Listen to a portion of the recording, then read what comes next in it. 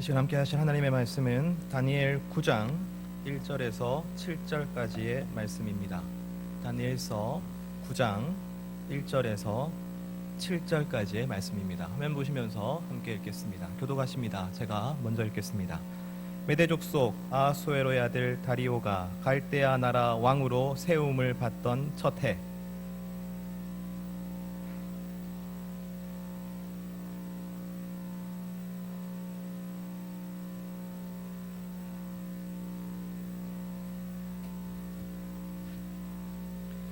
내가 금식하며 베옷을 입고 죄를 덮어쓰고 주 하나님께 기도하며 간구하기를 결심하고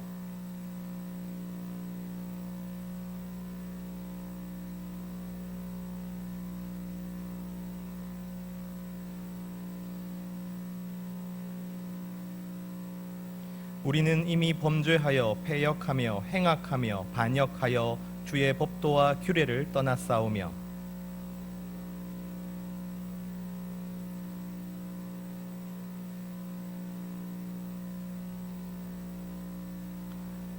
함께 읽겠습니다. 주여, 공의는 주께로 돌아가고 수치는 우리의 얼굴로 돌아옴이 오늘과 같아서 유다 사람들과 예루살렘 거민들과 이스라엘이 가까운 곳에 있는 자들이나 먼 곳에 있는 자들이 다 주께서 쫓아내신 각국에서 수치를 당하였사오니 이는 그들이 주께 죄를 범하였음이니이다. 아멘. 지난 설교를 잠시 복귀하도록 하죠. 우리는 코로나19의 시간을 2년 만에 끝날 것이라고 생각하지 말고 70년 동안 계속될 것이라고 생각해야 한다고 말씀드렸습니다. 우리의 생각보다 훨씬 더 오랜 시간 동안, 우리의 생각보다 훨씬 더 큰 변화가 있을 것입니다. 그러므로 교회와 그리고 우리는 무엇을 반드시 변화시켜야 하고 무엇을 반드시 변화되지 않도록 지켜야 하는지를 고민해야 한다고 말씀드렸습니다. 그리고 그 중심에는 갈망이 있습니다. 나는 정말로 신앙에 대한 갈망이 있습니까? 나는 정말로 하나님에 대한 갈망이 있습니까? 나는 예배와 교회와 공동체에 대한 갈망을 가지고서 이 자리에 와 있는 것입니까? 갈망이 있다면 우리는 이 70년간 이겨낼 수 있습니다. 견디어낼 수 있습니다. 반드시 방법을 찾아낼 것입니다. 하지만 갈망이 없다면 코로나19 이전부터 어쩌면 문제는 그것이었는지 모릅니다. 그리고 오늘 저는 우리에게 있어 가장 중요한 갈망을 오늘 다루고자 합니다. 바로 그것은 말씀에 대한 갈망입니다. 우리는 그 무엇보다도 먼저 말씀을 갈망해야 합니다. 사실 우리가 드리는 이 예배는 말씀이 중심에 있는 것이죠. 우리의 나눔 또한 말씀이 그 중심에 있는 것입니다. 우리의 삶 또한 말씀이 그 중심에 있어야 하는 것이죠. 그 말씀에 따라 순종하는 우리가 되어야 하는 것입니다. 성경이 말씀에 대해 어떻게 표현하고 있습니까? 하나님의 말씀은 하나도 땅에 떨어지지 않을 것이라고 표현합니다. 그 말씀은 순결하고 순수하다고 말합니다. 그 말씀은 정직하여 우리를 살릴 것이라고 말합니다. 주의 말씀은 내 발의 등이요 내 길의 빛이라고 이야기합니다. 풀은 마르고 꽃은 시들지만 하나님의 말씀은 영원할 것이라고 말하죠. 히브리서 기자는 말씀에 대해서 이렇게 설명해 주고 있습니다. 히브리서 4장 12절 말씀 함께 읽습니다. 시작.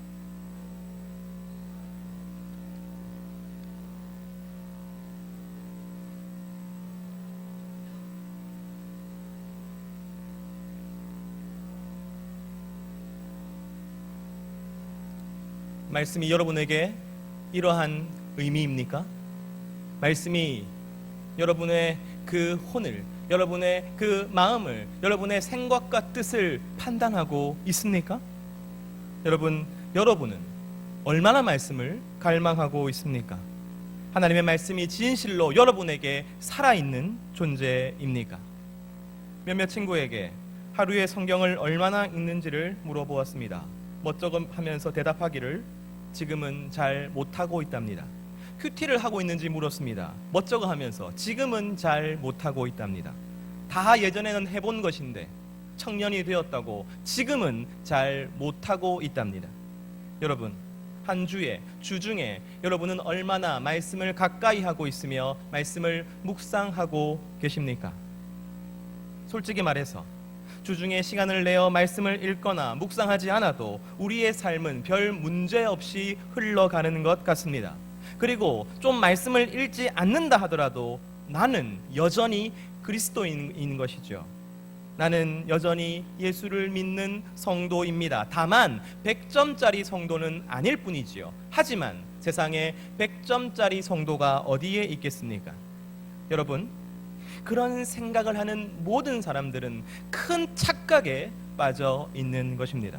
오늘 저는 여러분에게 말씀을 갈망하기 위한 3가지 방법을 소개하려 합니다. 그리고 우리 공동체가 이 3가지 방법을 실천하게 되었으면 좋겠습니다. 우리의 삶은 분주하고 복잡하죠. 고민도 많습니다. 걱정도 많습니다. 그래서 여러분, 말씀을 읽을 여유가 없습니다. 내 삶의 문제를 푸는데 도움이 된다면 여러분, 어떻게 해서라도 읽겠지요. 하지만 내가 생각할 때 말씀과 내 삶의 현실은 동떨어져 있는 것만 같습니다. 성경 말씀이 좋은 것은 다 알지요. 참 좋은 내용인 것은 이미 나는 알고 있습니다. 하지만 꼭 지금 읽어야 할 필요는 없는 것이지요. 포털의 속보처럼 지금 당장 내가 읽어야 하거나 일기예보처럼 때를 놓치면 안 되는 내용이 아닌 것입니다. 말씀은 언제 읽어도 똑같습니다. 누가 읽어도 똑같습니다. 그렇다면 꼭 내가 지금 이 자리에서 말씀을 읽고 말씀을 생각할 필요는 없는 것이지요.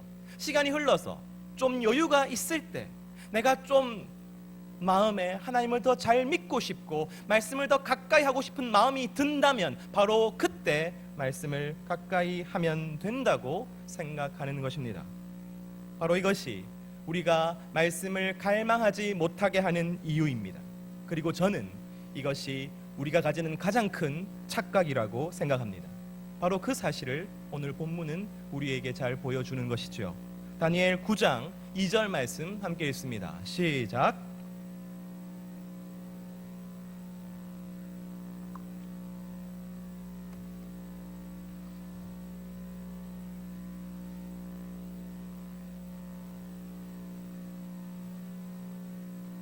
여러분, 어디서 많이 들어본 숫자가 나오죠. 지난 설교 시리즈 본문이 예레미야였습니다. 예레미야가 계속해서 예언한 내용이 무엇입니까? 바로 포로 생활이 70년 동안 계속될 것이다 하는 내용이었습니다. 너희가 70년이 지나면 해방될 것이다 라는 것을 예언하였죠. 예레미야는 땅을 삽니다. 그렇죠. 그 행동은 백성들에게 반드시 너희가 70년 후에 돌아올 것이라고, 반드시 너희가 70년 후에 자유를 얻고 해방되고 나라를 되찾을 것이라는 것을 보여주는 예언이었습니다. 그래서 예레미야는 이 70년 회복의 말씀을 전하며 희망에 차 있습니다. 지금 비록 나라가 망할 위기에 있지만 하나님께서는 예레미야에게 이 약속의 말씀을 주셨습니다. 너희가 70년이 지나면 반드시 회복될 것이다. 그래서 이 말씀을 전하며 예레미야는 확신에 차 있었습니다. 기쁨에 차 있었습니다. 여러분, 그런데 이 똑같은 70년 회복의 말씀 앞에서 오늘 다니엘은 어떻게 반응하고 있습니까? 다니엘서 9장 3절 말씀 함께 읽습니다. 시작.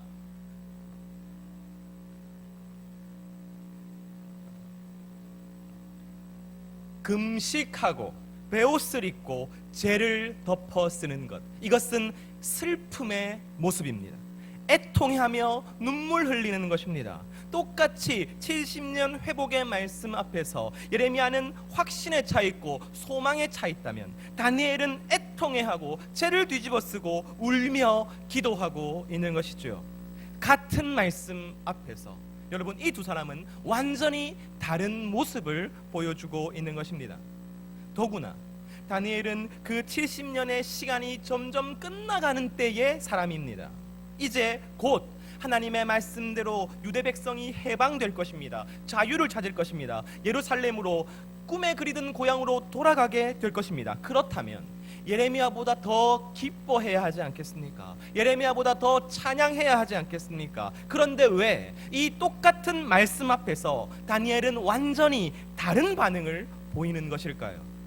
바로 그것은 다니엘의 현실과 다니엘의 정황과 그의 삶의 맥락이 예레미야과는 완전히 다르기 때문입니다. 예레미야는 이 소망과 기쁨으로 회복의 말씀을 선포하였습니다. 그러나 지금 그 말씀을 발견하고 그 말씀을 읽는 다니엘의 현실은 달랐던 것이죠. 포로된 유대 백성들은 70여 년이 지나면서 자신의 역사를 잃어버렸습니다. 자신의 언어를 잊어버렸습니다. 그리고 자신의 신앙 또한 잃어버렸죠. 70년 동안 대다수의 유대 백성들은 그들을 다스리는 제국과 동화되어 갔습니다. 바로 그 현실 가운데 다니엘이 있는 것이지요. 그 현실 가운데 똑같은 말씀이지만 그는 애통하고 슬퍼할 수밖에 없는 것입니다. 말씀은 똑같지만 그 말씀을 받는 사람의 현실이 다른 것입니다. 그의 정황은 어떠합니까? 그 자신은 혼자였습니다. 이 이방의 제국에서 그는 높은 자리에 올라 있는 총리였지만 그러나 그는 이 말씀을 누구와도 나눌 수가 없었습니다. 이 말씀을 선포하고 싶었습니다. 이 말씀을 가르치고 싶었습니다. 그러나 서슬퍼런 그 권력 앞에서 그는 아무것도 할 수 없는 정황 가운데 있는 것이지요. 그가 할 수 있는 것이 무엇입니까? 그의 정황 가운데 그는 가슴을 치고 슬퍼하며 기도할 수밖에 없는 것입니다. 소리내어 말씀을 선포할 수 있었던 예레미야와는 다른 정황에 처해 있는 것이죠. 다니엘의 그 삶의 맥락은 어떠합니까? 자신이 예루살렘에서 끌려와서 포로로 지금까지 낯선 땅에서 살았습니다. 정말 그 가운데서 나의 믿음을 지키려고 정말 발버둥을 쳤습니다. 그래서 성공했지요. 믿음을 지키는데도 성공했습니다. 그리고 그 제국에서 높은 자리로 사회적인 성공을 거두는데도 여러분, 그는 정말로 대단한 성취를 이루어낸 사람이었습니다. 그런데 그는 이 약속의 말씀을 발견한 것이죠. 그와 그의 백성들이 실은 돌아갈 준비를 했어야 된다는 바로 이 말씀을 발견한 것입니다. 그러나 자신의 동족들은 이 구원을 받아 누릴 자격이 없었습니다. 받아 누릴 준비가 되어 있지 않았습니다. 자기 자신도 이 말씀을 방금 발견하였던 것이지요. 그 삶의 맥락 가운데, 그 역사 가운데 다니엘은 그저 우리를 긍휼히 여겨달라고 기도할 수밖에 없는 것입니다. 눈물 흘릴 수밖에 없는 것입니다. 주님, 70년의 약속이 다 찼건만 우리는 돌아갈 준비가 되어 있지 않고 그 약속을 성취할 준비가 되어 있지 않습니다. 그러니 우리를 불쌍히 여겨 주십시오. 똑같은 말씀이지만 그 말씀이 선포된 맥락이 다른 것입니다. 70년 회복의 약속, 이 똑같은 약속의 말씀을 받는 예레미야와 다니엘의 현실이 달랐습니다. 두 사람의 정황이 달랐고 삶의 맥락이 달랐습니다. 그러므로 이 두 사람은 똑같은 말씀 앞에서 완전히 다르게 행동하는 것이죠. 바로 이것입니다. 하나님은 똑같은 말씀을 언제나 똑같이 말씀하지 않으십니다. 하나님은 똑같은 말씀으로 언제나 우리에게 다른 것을 요구하십니다. 하나님은 언제나 특정한 현실과 정황과 맥락 가운데에서 우리에게 말씀하시기 때문이지요. 신명기 6장 4절에서 5절 말씀 함께 읽습니다. 시작.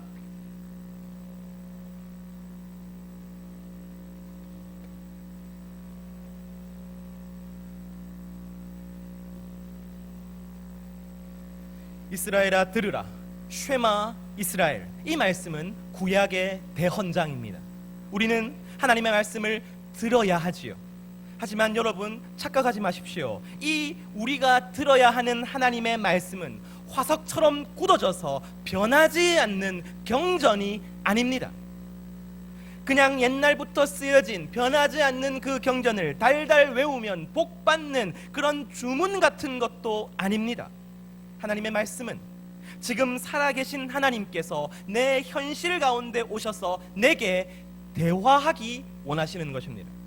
아주 특정한 나의 정황 가운데서 내가 깨닫기를 원하시는 것입니다. 그것은 오직 나만의 깨달음이지요. 내가 살아온 그 삶의 맥락 가운데 여러분 그 맥락을 다 알고 계시고 이해하고 계시고 인도하신 하나님께서 그 맥락 가운데에서 내게 순종을 요구하시는 것, 바로 그것이 하나님의 말씀입니다. 그렇다면 오늘 나는 그 말씀을 뒤로 미뤄둘 수 없는 것이지요. 오늘 내가 들어야 되는 그 말씀, 내게 선포되는 그 말씀을 뒤로 제쳐둘 수 없는 것이지요. 왜냐하면 그 말씀을 지금 바로 여기서 듣지 않는다면 바로 이 순간 나를 향하신 그 하나님의 뜻을 내가 알지 못하게 되기 때문입니다. 그러므로 우리는 바로 지금 바로 여기서 말씀을 읽어야 합니다. 말씀을 들어야 합니다. 바로 그것이 말씀을 갈망하기 위한 첫 번째 방법입니다. 그리고 사랑하는 청년 공동체 여러분, 말씀을 읽었다면 그 말씀으로 고민하셔야 합니다. 말씀을 읽는 시간보다 어쩌면 더 많은 시간을 그 말씀을 가지고 생각해야 합니다. 여러분, 그냥 좋은 책을 읽고 시를 읽고 소설을 읽듯이 한번 쭉 읽고 덮으면 성경을 읽는 것이 아닙니다. 내가 읽은 이 성경의 말씀이 내게 어떠한 의미인지를 생각해야지요, 고민해야지요, 연구해야지요, 물어야지요, 나누어야지요. 우리가 순모임을 하는 이유가 어디에 있습니까? 그것은 우리가 공동체로 모여야 하기 때문이기도 하지만 더 큰 이유는 말씀을 함께 나누는 자리이기 때문입니다. 내가 들은 말씀에 대해서 나의 생각을 나누고 발전시키고 더 깊이 알아가기 위한 장소가 바로 순모임인 것이지요. 말씀을 듣고서 우리가 고민하지 않는다면 여러분, 우리는 그 말씀을 아주 단순하게 받아들이게 되겠지요.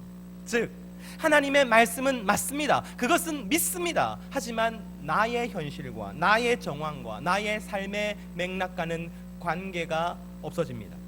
그러면 우리는 아주 단순한 믿음을 가지고 살아가게 됩니다. 단순한 믿음이 무엇입니까? 그것은 예외 상황을 만들지 않습니다.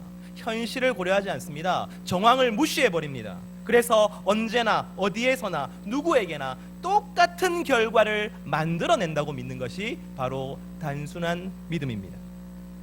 예를 들어 보죠. 11조를 내면 복 받는다.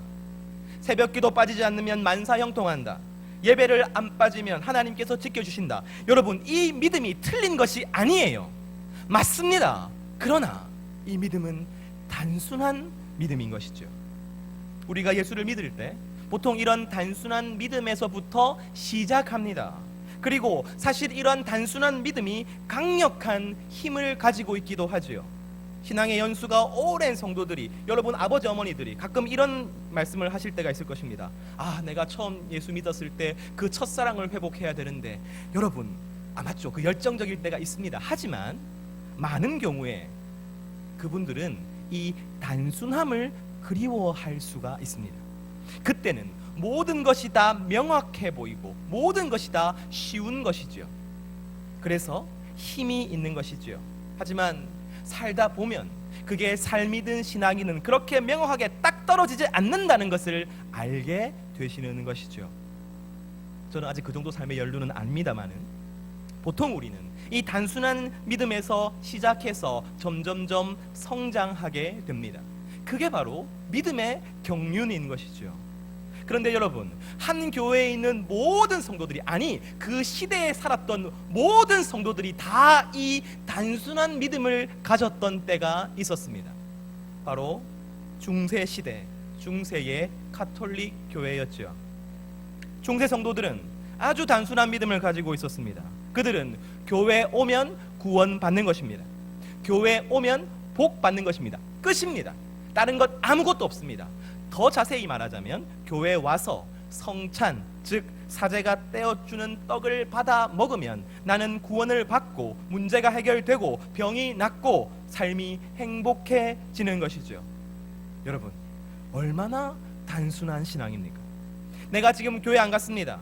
그래서 성찬을 못했습니다. 그렇다면 내게 일어나는 모든 나쁜 일은 무엇 때문입니까? 내가 교회 가지 않았기 때문입니다. 그럼에도 불구하고, 내가 성찬을 드리지 않았음에도 불구하고 내게 일어나는 좋은 일은 그러면 무슨 뜻입니까? 여러분, 그것은 뒤통수 치기 위한 거예요. 모아놨다가 한 번에 나쁜 일로 내게 오게 되는 것이지요. 그래서 나는 빨리 교회 가서 빨리 성찬 받고 빨리 고해해야 하는 것입니다. 바로 그것이 중세의 신앙이었습니다. 여러분, 만약에 내가 교회 갔어요, 성찬도 드렸어요, 그런데 내게 나쁜 일이 일어나요. 그렇다면 이거는 어떻게 된 일입니까? 그것은 알고 보면 좋은 일인 것입니다. 지나보면 좋은 일인 것입니다. 기다려보면 좋게 되는 것입니다. 바로 이것이 중세 교회 성도들이 가졌던 신앙이었습니다. 단순하죠. 여러분, 그러나 이 신앙이 여러분이 가진 신앙과 어떻게 크게 다릅니까? 이런 단순한 신앙이 잘못된 것이 아니라고 계속 말씀드리고 있어요. 누군가는 이 단순한 신앙으로 평생을 살아가기도 합니다. 여러분, 괜찮습니다. 그리고 이 단순함이 때로는 엄청난 결단력과 순종을 이끌어내기도 하지요. 실제로 중세 교회가 그랬습니다. 중세 기독교의 이 단순함은 강력했고, 그리고 교회로 하여금 온 세상을 다스리게 만들어 주었죠. 하지만 이 단순한 믿음이 무너지는 일이 일어납니다. 단순한 믿음이 도저히 설명할 수 없는 일이 일어났던 것이죠. 1755년 11월 1일 포르투갈의 리스본에서 대지진이 일어났습니다. 그런데 문제가 그때가 하필이면 제성절, 주일, 우리로 따지면 부활절 같은 날이었습니다. 그리고 리스본의 가장 큰 성당에는 사람들이 꽉 들어차 있었죠. 예배를 드리기 위해서였습니다. 성찬을 드리기 위해서였습니다. 그런데 바로 그때 지진으로 그 성당이 무너졌던 것입니다. 수많은 사람들이 깔려 죽었습니다. 여러분, 단순한 믿음은 이 비극을 설명할 수 없었습니다. 분명히 예배를 드리면 좋은 일이 생겨야 합니다. 복을 받아야 합니다. 그런데 예배 드리러 갔다가 오히려 죽어버렸습니다. 성찬을 받아 먹으면 나쁜 일이 없어져야 되고 내 삶이 만사형통해야 합니다. 그런데 오히려 성찬을 먹은 그 사람이 지진의 희생자가 되어버렸던 것이죠. 알고 보면 좋은 일이었더라, 기다려보면 좋은 일이더라, 이 설명이 통하지 않게 되어버린 것입니다. 이 재난 앞에서 중세 성도들의 단순한 믿음은 균열이 생깁니다. 그리고 중세의 교회가 허물어지게 되는 것이지요. 사랑하는 청년 여러분, 저는 코로나19가 일종의 리스본 대지진이라고 생각합니다. 예전에는 우리는 어쩌면 단순한 믿음으로 충분했을지 모르겠습니다. 그저 예수 잘 믿으면 큰 어려움 없이 인생을 살아갈 수 있는 시대였는지도 모르겠습니다. 예배 빠지지 않고 헌금 잘 내고 11조까지 드리면 아주 더 좋겠지요. 그렇다면 아주 대박 인생은 아니더라도 큰 고난이나 큰 고통은 하나님께서 좀 지켜주실 것입니다. 겪지 않고 살아가게 될 것입니다. 좀 문제가 생긴다고 해도 그 문제는 나로 하여금 역전을 기대하게 하겠지요. 우리는 그렇게 믿고 살아갈 수 있었을 것입니다. 하지만 이 코로나19 앞에 우리는 이제 단순한 믿음이 우리의 삶을, 우리 삶에 있는 비극을 설명해 주지 못한다는 사실을 발견하게 되는 것이죠. 세상은 교회가 왜 그러느냐고 비판합니다. 이번 주 이딴 교회들의 확진 소식에 그 뉴스에 달리는 댓글들을 보면 무서울 정도입니다. 그러나 내가 진짜 두려운 것은 그런 교회를 향한 비난이 아닙니다. 저는 여러분들 마음속에, 여러분들 자신이 스스로 생각하기에 그 댓글처럼 생각할까봐 두렵습니다. 하나님은 도대체 어디 계신가? 하나님은 도대체 무엇을 하시는가? 하나님은 살아 계시기는 한 것인가? 내가 믿는 이 종교는 사실인가? 리스본 대지진을 보면서 중세 사람들이 가졌던 바로 그 의문을 여러분도 똑같이 가지게 될까봐 두렵습니다. 그리고 만약 여러분이 단순한 믿음만을 가지고 있다면 그 질문에 답할 것이 없을까봐 두렵습니다. 단순한 믿음이 더 이상 대답해 줄 수 없는 시대가 바로 이 시대일까봐 두렵습니다. 사랑하는 청년 여러분, 지금 우리는 단순한 믿음으로 부족합니다. 단순한 믿음은 이 시대를 버텨낼 수가 없습니다. 우리는 말씀을 가지고 우리의 현실과 우리의 정황과 우리의 삶의 맥락 가운데 고민해야 할 때가 이르렀습니다. 말씀을 가지고서 우리의 현실 가운데 생각하고 숙고하고 이것이 도대체 우리에게 무슨 의미인지를 함께 나누어야 할 때가 도래했습니다. 우리는 들은 말씀을 가지고 고민해야 하는 것이죠. 오늘 이 코로나의 시대 가운데 하나님은 여전히 여러분에게 말씀하고 계십니다. 우리의 현실 가운데 여러분이 처한 아주 특정한 그 상황 가운데에서 다른 사람들이 아니라 바로 여러분이 살아왔던 그 삶의 맥락 가운데서 하나님은 말씀하고 계십니다. 들으라 하나님의 백성들아, 바로 지금 너를 향한 이 말씀을 들으라. 여러분, 그렇다면 여러분은 그 말씀을 들어야 하고 그 말씀을 가지고 고민해야 하는 것이죠. 한 지체가 제게 찾아왔습니다. 예배를 잘 드리는 지체인데 어린아이들을 가르치는 실습을 6주간 하게 되었답니다. 그래서 교회 예배를 계속 나와야 할지 아니면 영상 예배를 드려야 할지 제게 질문하였습니다. 목사님 같으면 어떻게 하셨겠습니까? 저는 말했죠. 나는 잘 모르겠다. 네가 어떻게 결정할지를 정하는 바로 전 단계까지는 내가 함께 할 수 있다. 그러나 결정은 네가 하는 것이다. 알겠습니다. 기도해 보겠습니다 라고 말한 그 청년은 주중에 저한테 문자를 보냈습니다. 목사님, 많이 고민하고 기도했는데 영상 예배를 드리도록 하겠습니다. 그런데 몇 주 뒤에 제가 소식을 들었습니다. 이 친구가 허리 디스크가 났습니다. 그래서 실습도 못 가고 집에 있어야 했던 것이죠. 여러분, 단순한 믿음 같으면 이 일을 어떻게 해석하겠습니까? 교회 안 오니까, 예배 안 오니까 벌 받은 거죠. 저도 벌 받겠죠. 여러분, 정말 그것이 옳습니까? 한 사람에게 일어난 나쁜 일을 이렇게 해석하는 것이 옳은 것입니까? 아니에요. 그렇다면 이 일은 무엇 때문에 일어난 것이며 이 일은 무엇을 가르쳐주며 깨닫게 하며 인도하기 위해 허락된 것입니까? 여러분, 우리는 고민해야 하는 것이지요. 그리고 하나님이 이 청년을 사랑하시며 이 청년에 대한 뜻과 계획이 있으시다면 말씀을 통해서 그 이유를, 그 목적을 알려주고자 하실 것입니다. 말씀을 듣는다는 것은 바로 그것입니다. 말씀을 읽는다는 것은 바로 그것입니다. 지금 내 현실 가운데 하나님께서 무엇을 원하시는가? 사랑하는 청년 여러분, 이렇게 개인의 삶에도 언젠가는 대지진이 일어날 것입니다. 이렇게 개인의 삶에도 언젠가는 역병의 순간이 찾아오게 될 것입니다. 단순한 믿음으로는 도저히 해석할 수 없는 바로 그 순간이 찾아오게 될 것입니다. 코로나19는 우리 모두에게 그 순간이 찾아왔음을 말해주고 있는 것이죠. 그렇다면 여러분, 오늘 당장 여러분은 말씀을 읽어야 합니다. 말씀을 들어야 합니다. 말씀을 가까이 해야만 합니다. 그 말씀을 내 현실 가운데 내게 주시는 메시지라고 생각하고 여러분 고민해야 합니다. 현실과 정황과 삶의 맥락, 그 가운데 있어서 이 말씀이 무슨 뜻인지를 생각하고 또 생각해야만 합니다. 그리고 여러분의 그 현실과 정황과 맥락을 함께하는 사람들을 찾아내십시오. 여러분의 현실과 비슷한 현실을 살아가는 사람들과 함께 하십시오.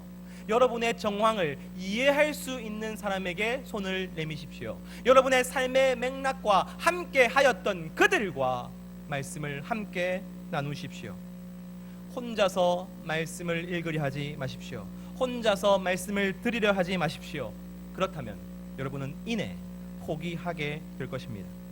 여러분, 한 겹줄은 쉬이 끊어지나 세 겹줄은 끊어지지 않는다고 하였습니다. 우리가 함께하는 사람들이 우리가 포기하려 할 때마다 우리를 다시 일으켜 세울 것입니다. 그러나 우리는 아무나 함께하는 것이 아니에요. 우리는 같은 현실을 공유하는 사람들이 필요합니다. 우리는 비슷한 삶의 정황 가운데서 비슷한 고민을 하고 비슷한 문제 앞에서 비슷한 해답을 찾는 사람들과 함께 해야 하는 것이죠. 예레미야는 동시대의 예레미야가 필요한 것이고 다니엘은 동시대의 다니엘이 필요한 것입니다. 우리를 공감할 수 있고 나도 공감이 되는 바로 그 사람과 함께 말씀을 나눌 때에 하나님께서 주시는 그 메시지가 우리에게 의미가 있어지는 것이죠. 20대는 20대끼리 말씀을 나눌 필요가 있습니다. 직장인은 직장인끼리 말씀을 나눌 필요가 있습니다. 비슷한 꿈을 가진 사람들은 그들끼리 말씀으로 고민해야 하는 것이죠. 바로 그것이 저는 진정한 세겹줄이라고 생각합니다. 하나님이 지금 여기 살아계신다는 것은 저 멀리 어딘가에 존재하고 계신다는 뜻이 아닙니다. 내 삶과 내 정황과 내 삶의 맥락 가운데서 함께 하신다는 뜻입니다. 하나님이 말씀하신다는 것은 바로 거기서 내게 말을 거시는 것이죠. 정부에서 보내는 단체 문자처럼 모두에게 똑같은 시간에 주어지는 그런 메시지가 아니라 오직 내게 말을 거시는 하나님을 발견해야 하는 것이 말씀을 대하는 여러분의 의무인 것입니다. 그리고 그 말씀을 가지고 나와 동일한 현실을 살아내는 이 청년들과 함께 고민하십시오. 비슷한 삶의 정황 가운데서 고민하는 사람들과 함께 하나님이 왜 우리에게 이러한 일을 허락하셨는지를 고민하십시오. 바로 그때에 하나님께서 우리의 눈을 밝혀주시는 것이죠. 바로 그때에 크게는 이 세계와 이 시대와 이 땅을 위하여, 작게는 오늘 내가 만나야 될 사람들과 부딪힐 일들과 그리고 내가 해야 할 과제들에 대해서 하나님의 메시지를 나로 하여금 깨닫게 하시는 것이지요. 우리가 함께 깨닫게 하시는 것이지요. 청년 공동체는 이 일에 우리의 역량을 쏟아넣기를 원합니다. 억지로 하고 싶은 생각 없습니다. 안 하고 싶으면 하지 마십시오. 원하지 않으면 하지 마십시오. 하지만 저는 이 코로나19 가운데 이렇게 서로 거리 두기를 하는 이 가운데 영적인 다가섬을 시도하는 우리 청년 공동체가 되기를 소원합니다. 임원들은 지금 설문지 나눠주세요. 여러분, 지금 설문지 나눠드리겠습니다. 설문지 내용은 저기 앞에 있는 스크린에 있는 내용과 동일합니다. 청년 공동체는 영적 네트워크를 만들겠습니다. 비대면으로 카카오톡이나 줌으로 하겠습니다. 웬만하면 만나지 않는 걸로 하겠습니다. 성경 통독과 나눔을 하고 싶은 사람은 1번을 체크하십시오. 큐티를 하고 싶은 사람은 큐티를 체크하시고, 기도 모임이나 설교 나눔을 하고 싶은 사람들은 체크하십시오. 5명 미만으로 여러분의 삶의 현실과 정황과 맥락에 맞추어 저희들이 조를 짜겠습니다. 물론 리더는 있어야 하겠지만 누군가가 이끌어가는 것이 아닙니다. 다시 말씀드립니다. 하기 싫으면 하지 않아도 좋습니다. 그러나 자발적으로 우리가 함께 이 영적인 네트워크에 참여할 때 우리는 비로소 말씀이 내게 주시는 의미가 무엇인지를 고민하게 될 것입니다. 나와 비슷한 현실과 나와 비슷한 정황과 나의 그 삶의 맥락을 이해하는 그 사람들과 함께 이 말씀을 함께 고민하게 될 것입니다. 저는 그것이 우리를 지켜낼 것이라고 믿습니다. 얼마나 할지, 어떻게 할지 다 여러분이 정하는 것입니다. 제가 억지로 강요하거나 억지로 이끌지 않을 것입니다. 이것은 진실로 자발적인 영적 네트워크가 되어야 하는 것이죠. 여러분, 체크하시고 나가실 때 아마 이 함이 마련되어 있을 것입니다. 거기에 내시면 됩니다. 다시 말씀드립니다. 여러분의 현실과 여러분의 정황과 여러분의 삶의 맥락 가운데 여러분은 여러분을 이해하고 여러분과 함께하며 공유할 수 있는 누군가가 필요합니다. 홀로 서기 하지 마십시오. 신앙은 그렇게 자라지 않습니다. 여러분, 다시 말씀드립니다. 여러분은 함께 해야만 합니다. 여러분의 이름을 쓰십시오. 강요 같군요. 자유로 하십시오. 다 쓰셨습니까? 네, 접어서 나가실 때 함에다가 넣어주시면, 그렇다고 해서 여러분 무조건 다 여러분이 쓰신 대로 하겠다는 이야기가 아닙니다. 여러분한테 연락을 할 거고요. 여러분과 함께 이야기 나눌 것입니다. 여러분이 만약 정말로 하고 싶은 사람들이 있다면 그 사람끼리 묶어드리겠습니다. 중요한 것은 바로 이것이지요. 나는 누구와 말씀을 나눌 것인가? 여러분, 우리는 이 1시간 남짓의 시간이 지나면 뿔뿔이 삶의 현장으로 우리는 흩어져야만 합니다. 그곳에서 우리는 어떻게 누구와 이 말씀을 나누고 우리의 신앙을 지킬 것입니까? 스스로를 홀로 두지 마십시오. 청년 공동체가 함께 하겠습니다. 바로 그것이 청년 공동체 코로나19 2기 사역의 핵심입니다. 영적인 네트워크를 만든다. 바로 이것에 우리의 역량을 쏟아 넣을 것입니다. 바로 이것에 여러분의 관심과 그리고 집중을 허락해 주시기를 간절히 소원합니다. 이제 함께 기도하죠. 기도할 때에 주님이 코로나19 가운데 말씀을 통해서 하나님의 뜻과 계획을 알게 하여 주시옵소서. 주님, 내가 말씀을 고민하되 생각하되 내 현실과 정황과 맥락 함께 공유하는 사람들과 함께 생각하게 하여 주시옵소서. 이 시간 함께 주님 앞에 기도드리겠습니다. 기도합니다. 하나님 아버지, 이 시간 주님께 나아갑니다. 우리와 함께 하여 주시옵소서. 하나님 아버지,